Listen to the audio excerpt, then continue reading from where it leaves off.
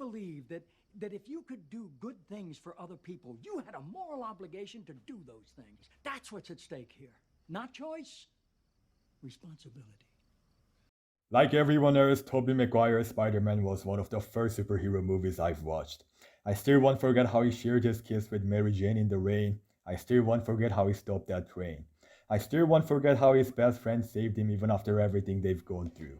Spider-Man was the coolest thing in the world in the eyes of 40-year-old me. I remember running into the house just because my brother told me Spider-Man 3 was on TV while I was playing in the backyard.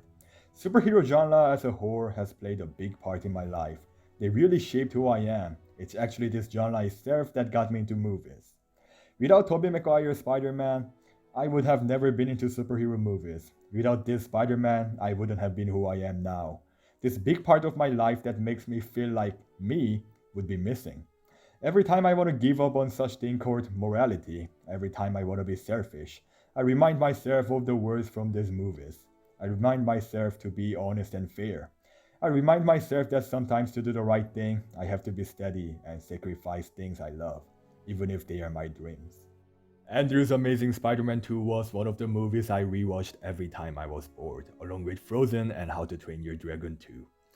As a young boy who always thought Tobey was the only Spider-Man, I was fascinated by his web shooters, and that's when I found out Spider-Man had web shooters from the very beginning. It's around that time when I read this small short Spider-Man comics online on Marvel HQ non-stop. This movie taught me that you can't always have what you want. It taught me that sometimes even a hero like Spider-Man loses things or people he loves. I remember using some of his jokes at school and making everyone in my class laugh. After watching the first movie of Amazing Spider-Man, I remember not letting my older brother sleep by continuously falling on bed after trying to climb walls. And when my brother was preparing for his graduation speech, I sent him Gwen Stacy's speech, the very speech that taught me to not give up, to not lose faith and hope in my darkest days, even when I feel lost. Tom's MCU Spider-Man really surprised me at the theater because I had no idea he was in Captain America Civil War. I remember explaining to my dad about Spider-Man's web shooter after watching Spider-Man Homecoming. I also remember being really happy about the fact that my older sister found Spider-Man's actor, Tom Holland, cute. I drew him all the time, and I also remember making a Spider-Man figure out of a bunch of papers. I even made my own web shooter out of a shoebox.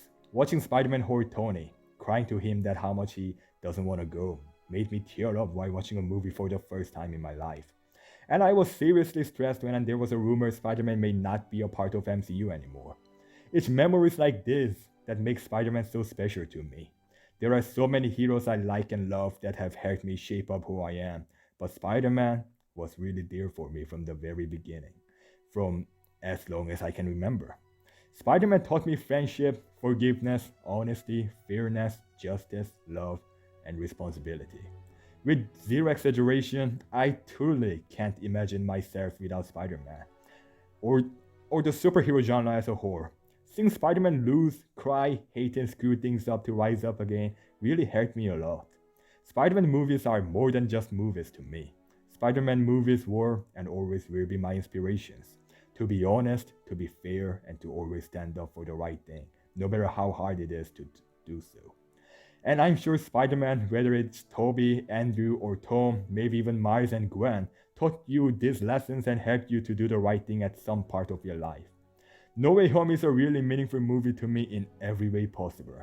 Seeing all three Spider-Man fight together, have talks, and crack jokes together meant so much to me. It just felt like when I first watched the ending scene of Spider-Man 3 when Peter came back to Mary Jane.